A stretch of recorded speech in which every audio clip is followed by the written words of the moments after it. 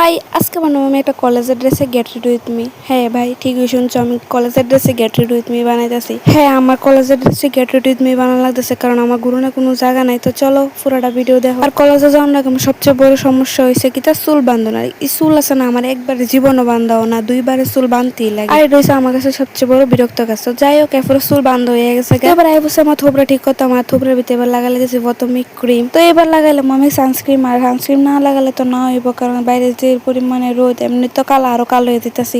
সানস্ক্রিনটা তো আমি পুরাটা মুখের মধ্যে এমন ভাবে মরাইতেছে তো কোনখান দিয়ে বাদ না যায়। তো এবার কপালে দিলাম একটা ফুটা, আর ফুটা না দিলে আছে না, যতই সাজি না করে ফুটা না দিলে তোমার একদম ভালো লাগে না। যারা যারা ফুটা দেয় তারাই শুধু বুঝবো যে এটা কতটুক পরিমাণে দরকার। তো এদিকে তো আমি মোটামুটি রেডি হয়েছে, এখন শুধু ওনাটা লাগামো আর বাস শেষ।